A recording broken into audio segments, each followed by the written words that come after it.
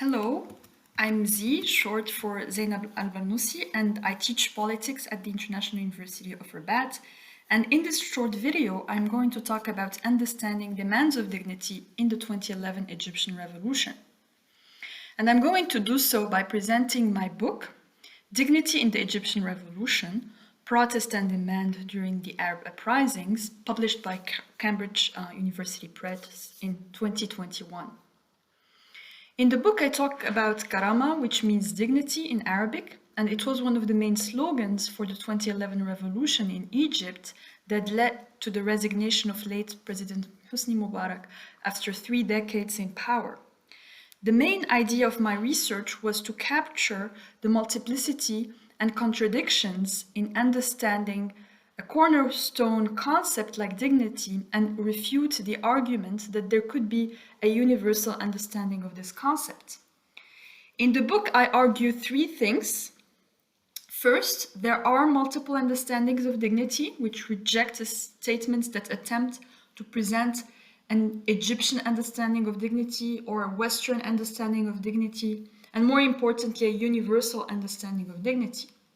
Second, the vague and oftentimes inexistent definitions of dignity in constitutions, the United Nations Declaration of Human Rights, representing a non-binding customary international law, and other legal texts, including corporate bylaws, facilitate the politicization of dignity claim to serve particular interest groups.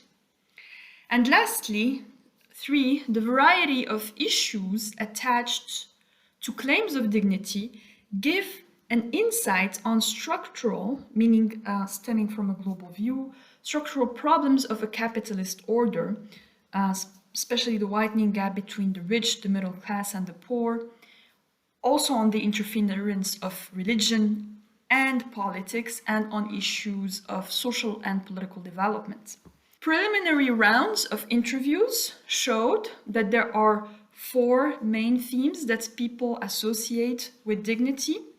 One of them is materiality, that related to money, jobs, and overall lamenting a culture of money and predation, which caused emotional frustration for those seeking ideals. This is where the problem of Arab identity, another theme, brought something insightful to dignity in this context.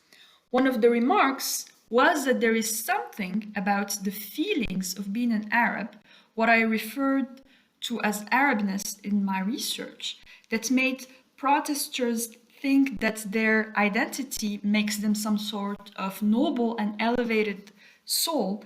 Yet the reality of oppression and the difficulty to achieve their ideals reinforced the thinking that they are almost too good to be on this earth because one cannot have heaven on earth.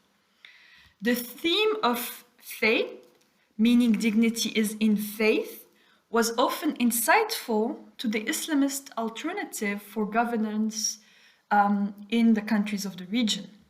And lastly, dignity as a human right was close to demands of freedom and to demanding a humane treatment by the authorities. In the book, I propose dignition, a portmanteau of dignity and recognition.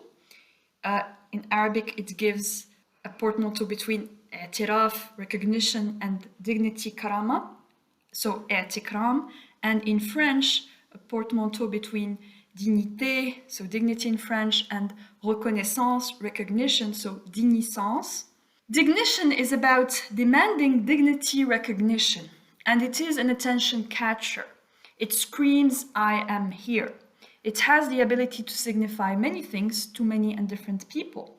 So it is in line with the argument that politics of dignity is a catch-all political demand, serving particular and varying interests. To conclude, the idea with this study was to look at dignity per context, to highlight that demands of dignity tell us more about their context than the concept. For instance, for a worried father, his dignity was to raise a good son.